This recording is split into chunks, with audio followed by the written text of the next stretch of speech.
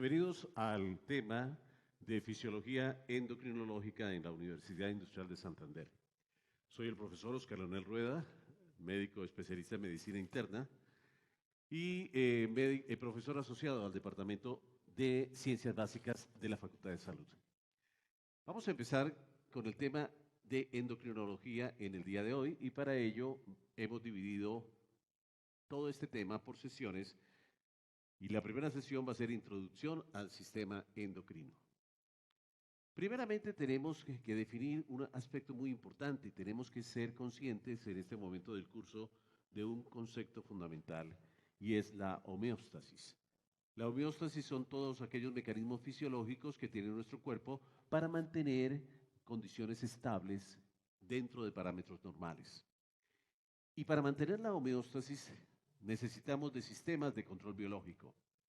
Y dos sistemas de control biológico son muy importantes para mantener la homeostasis en nuestro cuerpo, que son el sistema nervioso, tanto el sistema nervioso central, el periférico y el autónomo, como el sistema endocrino, que es el motivo de la charla del día de hoy. Estos dos sistemas, sistema neuroendocrino, terminan siendo los dos más importantes sistemas para mantener la homeostasis en nuestro cuerpo.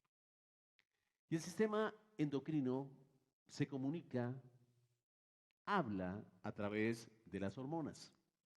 Y las hormonas son sustancias biológicas que pueden tener diferente tipo de constitución química. Hay algunas que son derivadas de aminoácidos, hay algunas que son polipeptídicas y hay algunas que tienen el anillo de ciclopentano pedihidrofenantreno, que es el anillo esteroideo, que es el mismo anillo del colesterol. Estas hormonas, además de que las podríamos clasificar de acuerdo a su estructura química, también las podemos clasificar de acuerdo al tipo de secreción hormonal con que ellas se presentan. Y vamos a arrancar con que hay diferentes tipos de secreción hormonal. Tenemos la secreción autocrina, la secreción paracrina, la secreción neurocrina y la secreción endocrina. Arranquemos con la secreción endocrina. La secreción endocrina se clasifica de esta manera a una glándula que produce una hormona, la cual es liberada a la circulación sistémica y viaja por la circulación sistémica y llega a su órgano blanco o diana que se encuentra ubicado a distancia del sitio donde se produjo esta hormona. Esta se llama la secreción endocrina y todas las hormonas que forman parte o que tienen esta característica de secreción endocrina pues forman parte del estudio de la endocrinología. También tenemos secreciones que una célula produce por ella misma y esta secreción actúa en ella misma. Esto se llama una secreción autocrina. Una hormona es producida por una célula y esta hormona ejerce su efecto en la misma célula. Secreción autocrina. Tenemos también el ejemplo de secreción paracrina, en la cual, en la secreción paracrina, una célula produce una hormona la cual actúa en las células vecinas a ella. Esto se llama secreción paracrina. Y el otro tipo de secreción que tenemos se llama secreción neurocrina. En la secreción neurocrina, la sustancia es producida por terminales nerviosas. Entonces, sustancias que se liberan en terminales nerviosas y actúan en otro órgano que se encuentre ya sea aledaño a ellas o cercano a ellas, se llamaría una secreción neurocrina. Un aspecto fundamental en el desarrollo del estudio de las hormonas es conocer la dificultad con la cual se debió enfrentar dicho estudio. Por un aspecto fundamental, las hormonas tienen concentraciones muy pequeñas a nivel del plasma. Concentraciones que van del orden de los 10 a menos 6 a los 10 a menos 12 molar. O sea que el desarrollo del estudio de la endocrinología y el efecto hormonal va de la mano con el desarrollo de tecnología que permitía detectar estas bajas concentraciones de estas hormonas. Estas hormonas también tienen una característica importante y es su especificidad. Eso significa que las hormonas van a actuar en su órgano blanco al unirse a receptores que son específicos para ellas. O sea, existe una característica de especificidad hormonal. Y el otro elemento importante es la interdependencia hormonal, que ustedes lo van a ver en el curso de las charlas que vienen avanzando más adelante, en donde observamos que unas hormonas pueden interactuar o generar una acción sobre otras hormonas, generando lo que llamamos la interdependencia. Una hormona producida en un órgano puede actuar en otro órgano que a su vez va a producir otra hormona que va a actuar en otro órgano. O sea, hay una interdependencia en algunas o muchas de estas hormonas. Ya habíamos dicho que las podemos clasificar según su estructura química y las hemos mencionado como derivadas de aminoácidos, polipeptídicas y esteroideas.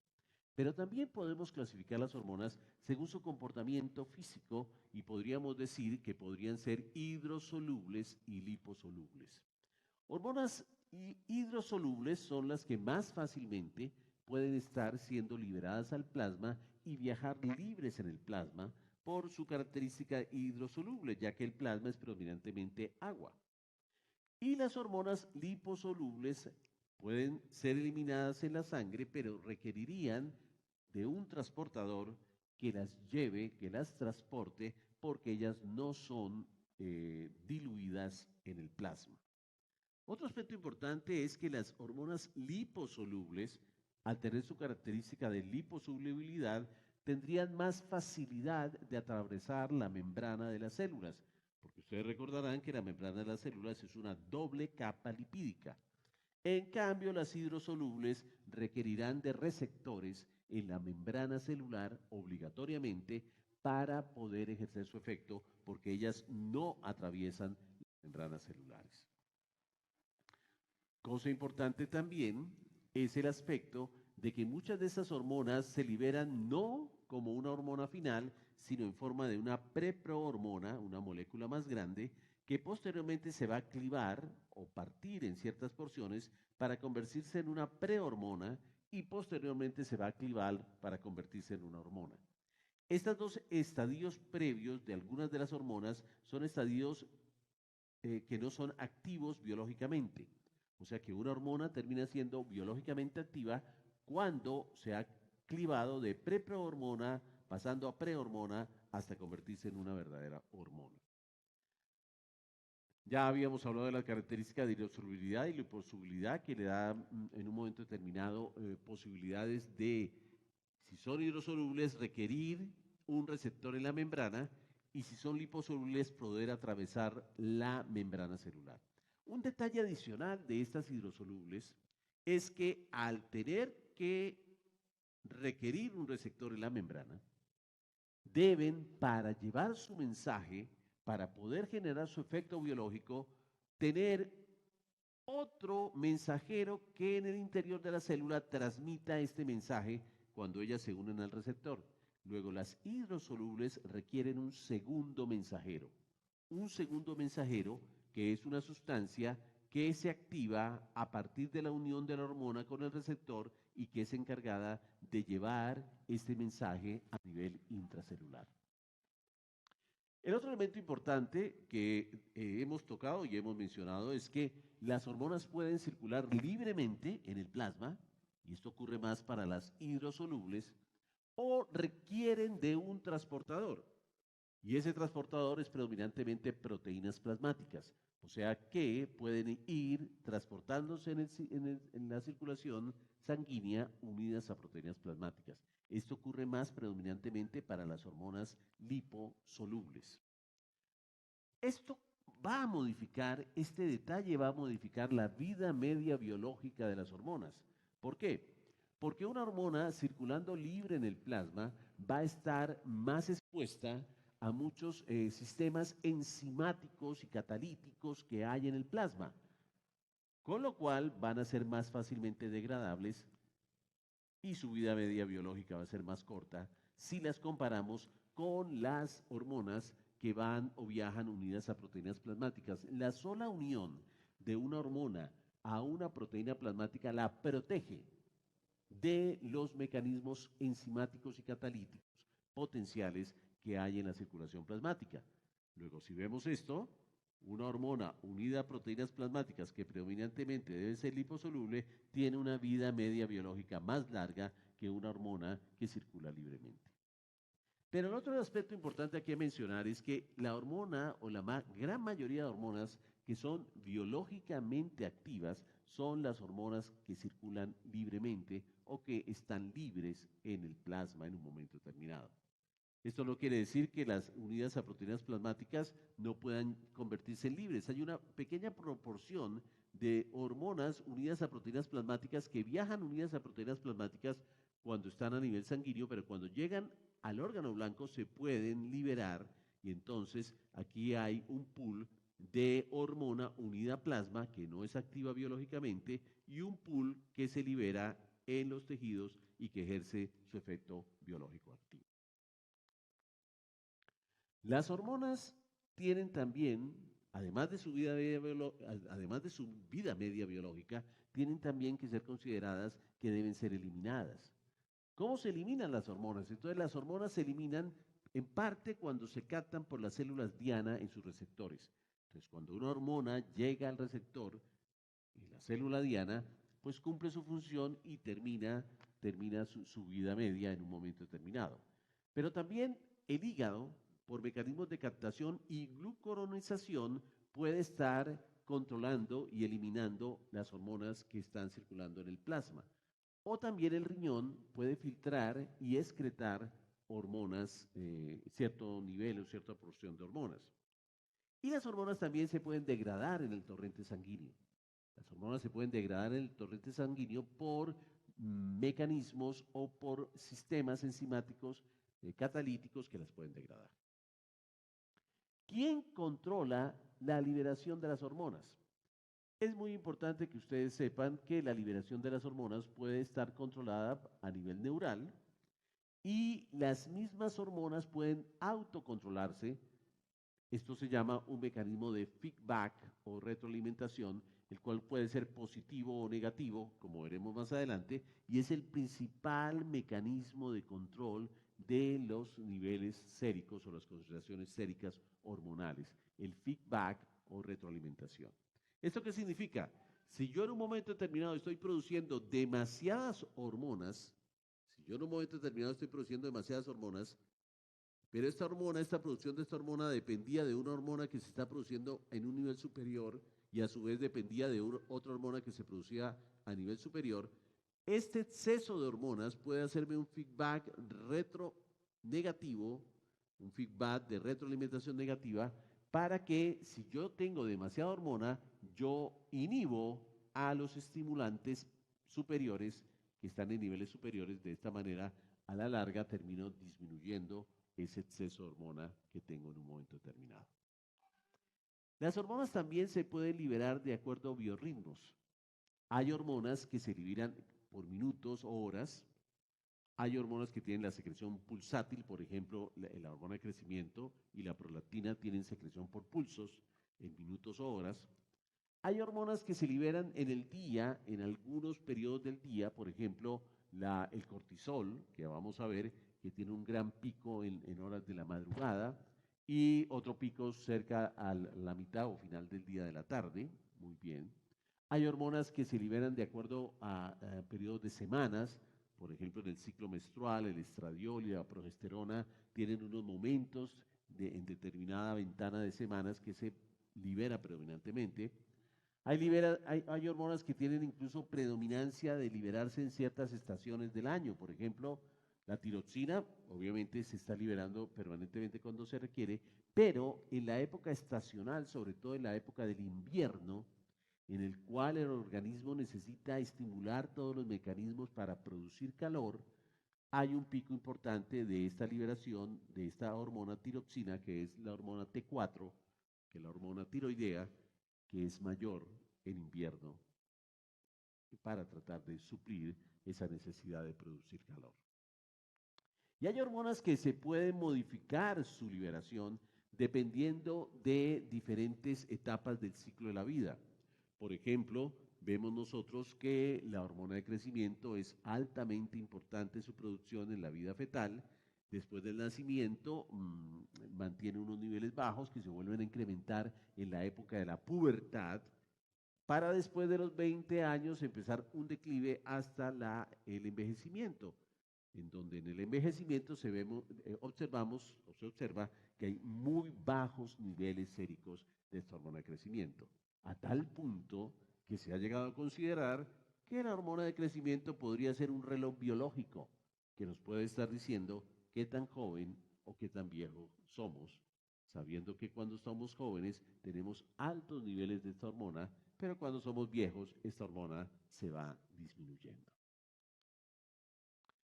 Tenemos acá, por ejemplo, durante el sueño, hay algunas hormonas que se secretan pulsátilmente durante el sueño. Por ejemplo, la hormona de crecimiento y la prolactina tienen una mayor liberación en algún momento o etapa del sueño. La oxitocina, por ejemplo, la oxitocina y la prolactina pueden ser estimuladas por estímulos exógenos, por ejemplo, la mamá que está embarazada escucha al niño llorar o en un momento determinado piensa en el bebé y eso estimula para que se libere oxitocina y prolactina que terminan aumentando la producción de la leche y aumentando la eyección o expulsión de la leche por los conductos galactóforos en la glándula mamaria. Entonces eso es muy importante como estímulos visuales, auditivos, táctiles, como el reflejo de la succión, van a estimular la liberación de estas dos hormonas para favorecer la lactancia. Las hormonas también las podemos ver desde el punto de vista de la función que cumplen. Y las hormonas tienen muchísimas funciones. Hay muchas que están relacionadas con el crecimiento y el desarrollo corporal del individuo, tanto no solamente en talla, sino también en el tamaño de los órganos internos de nuestro cuerpo. Algunas de ellas tienen que ver con el mecanismo de la reproducción, o sea, son importantes para mantener la especie humana, para mantener la especie, están involucradas entonces en este mecanismo. O hay unas que tienen que ver con la producción, utilización y almacenamiento de energía por nuestro cuerpo. O sea, hay hormonas que juegan un papel importante en los procesos de la adquisición, utilización, reserva y gasto energético de nuestro cuerpo. Y hay hormonas que tienen que ver con el mantenimiento del medio interno de nuestro cuerpo. Y cuando hablamos del mantenimiento del medio interno de nuestro cuerpo, nos estamos refiriendo a la bulimia.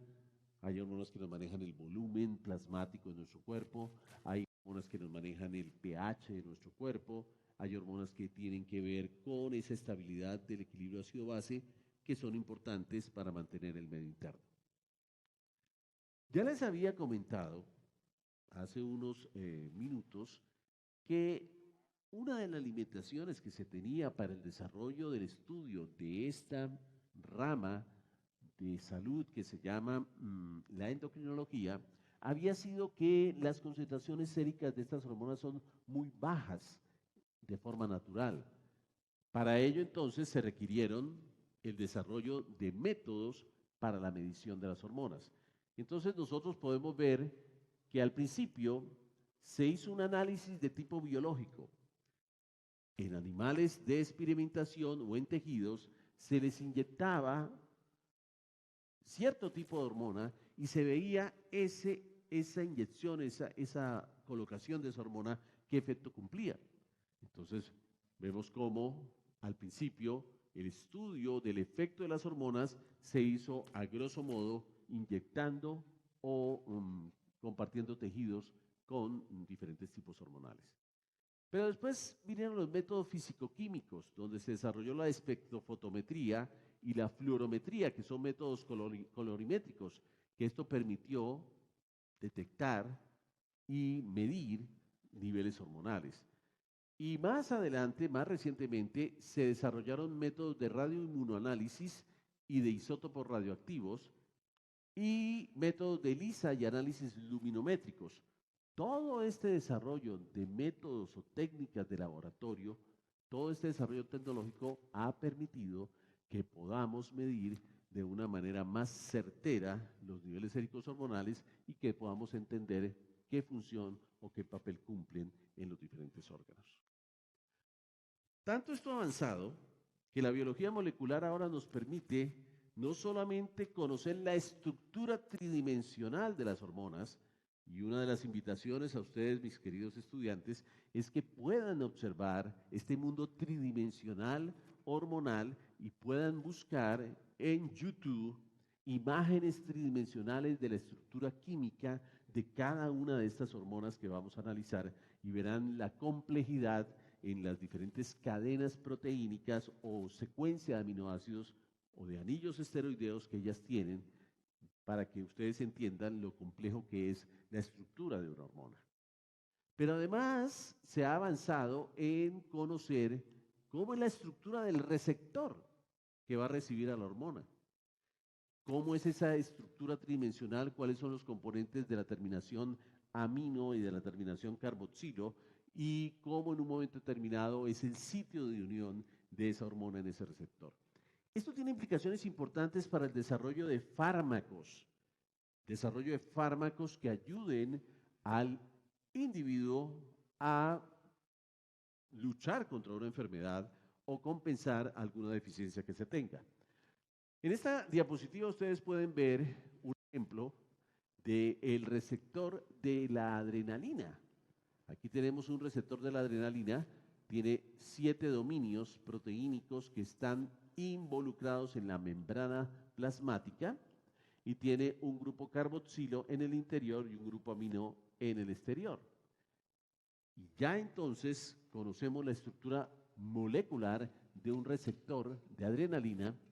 Y además, no solamente eso, aquí está el receptor de adrenalina y aquí está la adrenalina, la cual se debe unir a su receptor, sino que además conocemos todo el mecanismo de señalización intracelular a partir de que este agonista se une a su receptor, se activan una serie de proteínas G, que tenemos aquí, alfa, beta y gamma, y estas proteínas G van en un momento determinado a activar a un segundo mensajero, que en este caso es el GTP, para convertirlo en GMP cíclico, que va a llevar el mensaje al interior celular para que se sintetice una proteína o se active una cascada biológica. Esto ha permitido que el diseño de medicamentos sea cada vez más específico, favoreciendo menos eventos adversos. Por ejemplo, yo siempre pregunto, ¿cuántos de ustedes son asmáticos? ¿Cuántos sufren asma bronquial? El ejemplo típico es que si alguno de ustedes es asmático y requiere inhaladores, muy probablemente hace muchos años se detectó una sustancia llamada el salbutamol, se diseñó el salbutamol, que es una sustancia que se une a los receptores adrenérgicos. Específicamente el salbutamol se puede unir a los receptores beta 2 que están en los bronquios y se puede unir a los receptores beta 1 que están en el corazón. Como no es específico el salbutamol, porque no solamente se une a receptores beta 2, que es lo que queremos que se una en los bronquios, sino a los beta 1, él tiene efectos adversos. El efecto del salbutamol uniéndose al receptor beta 2 es una broncodilatación. Y eso es bueno para un paciente asmático, porque el paciente asmático tiene justamente una broncoconstricción. Entonces requiere de un medicamento que produzca broncodilatación. Pero al ser inespecífico, ¿qué ocurre? Que también se puede unir a receptores beta 1. Receptores beta 1 que están en el corazón y que cuando se une esta sustancia a receptores beta 1 se termina produciendo taquicardia. Fenómenos taquicárdicos que son fenómenos adversos, que son fenómenos que no son convenientes para el individuo porque van a producir incomodidad. Entonces recordarán los compañeros que son asmáticos en el salón que cuando se inhalan salbutamol van a terminar produciendo mejoría de su broncoconstricción, pero terminan generando taquicardia. Gracias al conocimiento específico de estos receptores particulares y de la señalización intracelular, es que podemos saber que existen, además de los receptores alfa y beta, beta 1, beta 2, proteínas G específicas para cada uno de estos receptores y efectores o segundos mensajeros específicos para cada una de estas vías. Y ya se ha podido diseñar moléculas más perfectas, como son otras moléculas diferentes al salbutamol, como son el fenoterol, por ejemplo, que son más específicos de receptores beta 2. Y al ser más específicos de receptores beta 2, producen broncodilatación sin producir taquicardia. O sea, muy importante el desarrollo del conocimiento en la biología molecular y en las vías de señalización intracelular. Muy bien, por ahora dejamos acá y nos vamos al maravilloso mundo de la endocrinología, así que todos sean todos y todos bienvenidos a este tema.